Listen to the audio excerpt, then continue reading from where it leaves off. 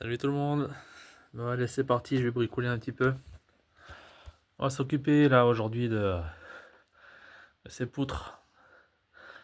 Je vais faire d'abord la mise à l'équerre. C'est celle-là la première qui est tout devant par rapport à ce mur. Avec la formule connue, la formule des 3, 4, 5. Mais en fait, c'est pas compliqué, hein. Cette barre, je vais prendre un repère. Attends que je me cale bien. De cet angle-là, je vais vers là, je vais choisir 3 mètres. Je vais tracer. De cet angle de mur vers là-bas, vers le fond, je vais tracer 4 mètres. Et entre les deux points que je vais tracer, il m'en faut 5. Si j'ai ça, j'ai mon équerrage. Et de là, de devant vers l'arrière, je vais pouvoir toutes les mettre parallèles aux mesures que je souhaite. Et une fois que ça c'est fait, je vais pouvoir faire mon calage à nouveau avec mes niveaux, mon niveau laser, les bulles, machin, faire la totale. Donc je vous explique tout ça à mesure. Hein, je vais commencer par le 3, 4, 5 et puis après on va partir ça. Il y a juste une dimension qu'il faut que je fasse gaffe, c'est qu'il faut que j'ai 7,60 de l'angle là-bas jusqu'à la poutre de devant. Pourquoi 7,60 et pas 7,50? Parce que je vais laisser 10 cm d'isolation possible pour plus tard. Voilà. Allez, c'est parti.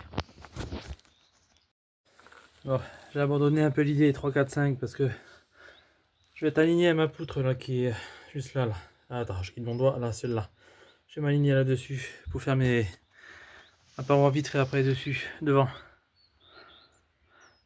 Et je ne commence à poser mon premier calage de la première poutre. Je te montre. Hop, si j'y arrive.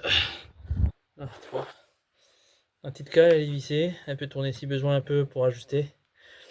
J'ai une cale de 5 mm. Ça suffit.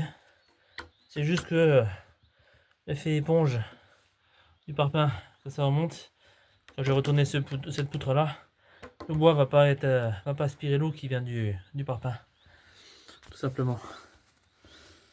Donc voilà. Je vais continuer comme ça à faire mon calage. Et je vous tiens au jus. Alors une fois que j'ai calé celle-là, la première et la deuxième, le niveau entre elles, le niveau comme ça aussi, il faut que tout soit droit, hein, le sol, hein, sinon ça peut pencher dans un sens ou dans l'autre.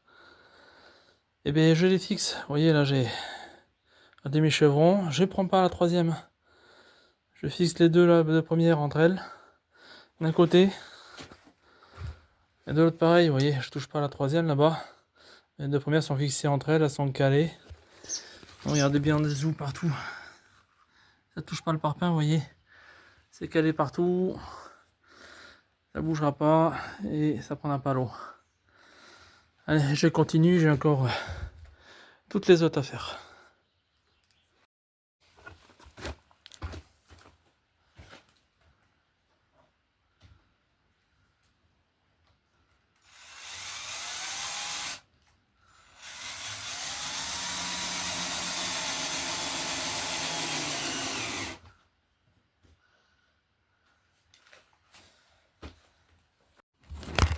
Oh putain.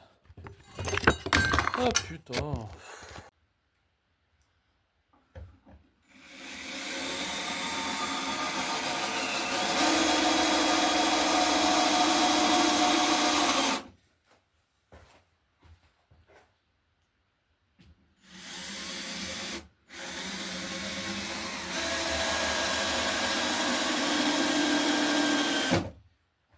Voilà ce que je fais. Je mets des barres provisoires. Vu que je les écale au fur et à mesure, je les maintiens à l'endroit où ça doit être et de niveau jusqu'à ce que je mette après mes vrais chevrons dans l'autre sens. C'est vraiment pour éviter que ça bouge. Bon, j'ai commencé un petit peu à faire mon quadrillage de l'ossature numéro 2.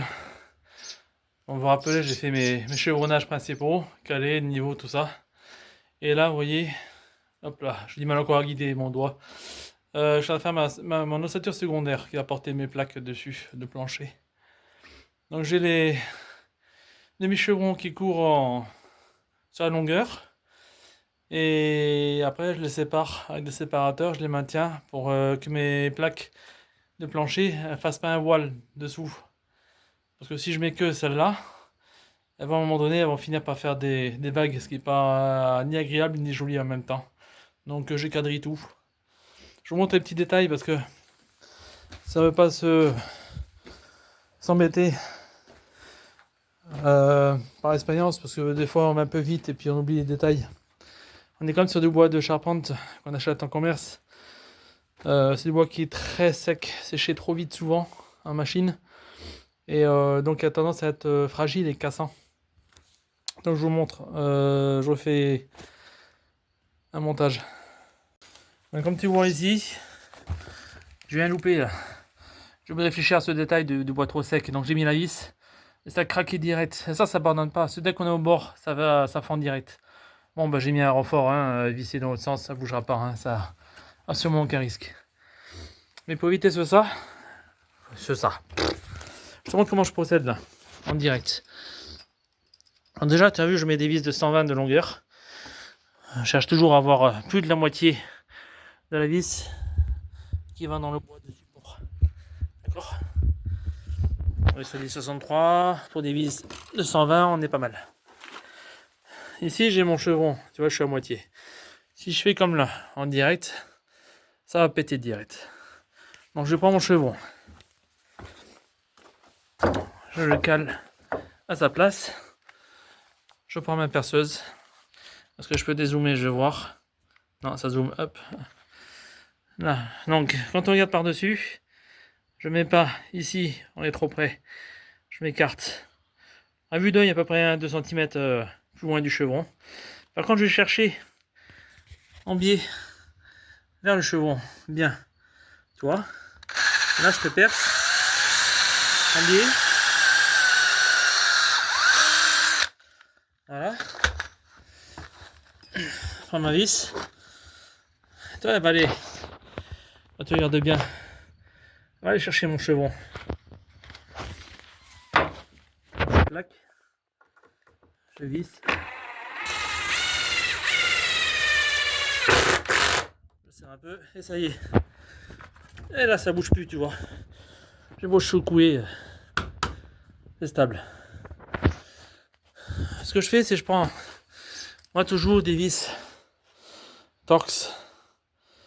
Pas cruciforme, pas simple, pas machin. Des Torx, c'est toujours le plus efficace, le plus solide pour visser. Avec une moitié pas de vis, une moitié non pas de vis pour ce type de travaux de plancher. Hein, voilà. Allez, à tout à l'heure. Pour celle où il n'y a pas de coupe, tu vois, comme là, je suis en direct. Je vais essayer de la faire simple. Pas facile à une main. Est-ce que je vais l'avoir? Ouais. Je m'embête pas, hein, je choisis au milieu. Droit.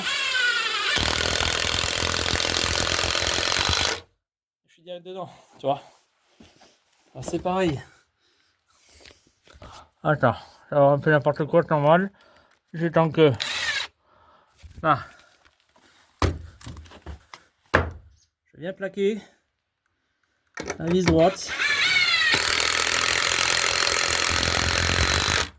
Et voilà, je suis dedans. Donc là, comme ça, ma longueur, elle est fixée. Mais il faut faire attention à un détail. Tu vois, je t'ai parlé ici d'un raccord. Mais ce que je fais, je fais attention que ce raccord ne soit pas 2 fois de suite. Tu vois, le premier qui a pété là-bas. Là, j'ai un entier, c'est solide. Là, j'ai un raccord. La fois suivante, j'ai l'accord les milieux de chaque côté, je suis en entier.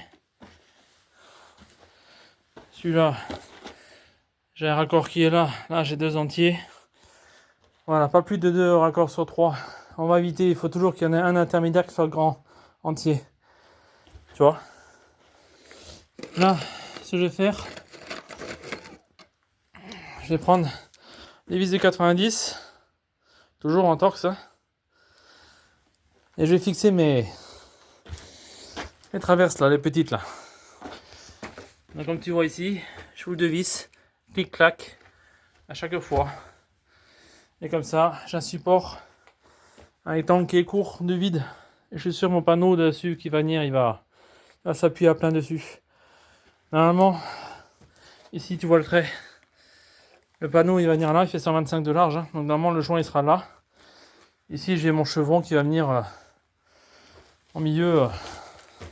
Je vais prendre celui-là par exemple.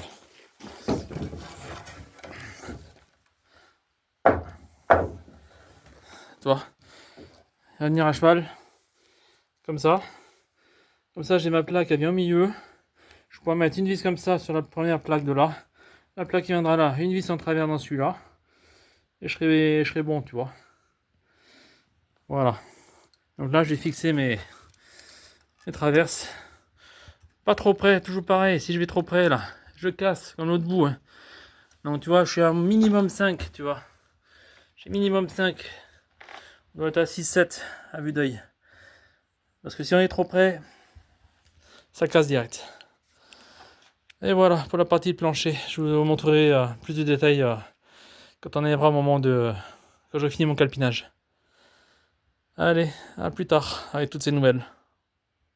Petit détail, j'ai pas précisé, c'est vrai que vous voyez souvent dans ces vidéos que je fais là ici, il y a beaucoup de passages derrière moi.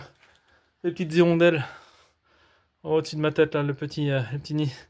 Il est bien passé par la fenêtre, là, je l'embête parce que je suis dans son petit monde, donc c'est pour ça que je répare pas la fenêtre tout de suite. Je laisse d'abord terminer sa petite vie de famille, et puis je prendrai la place quand elle aura fini et qu'elle aura fait sa petite vie là où elle décidera après. Voilà. La nature pour moi c'est toujours important, donc je laisse d'abord terminer sa propre vie et puis je suis pas pressé à prendre sa place.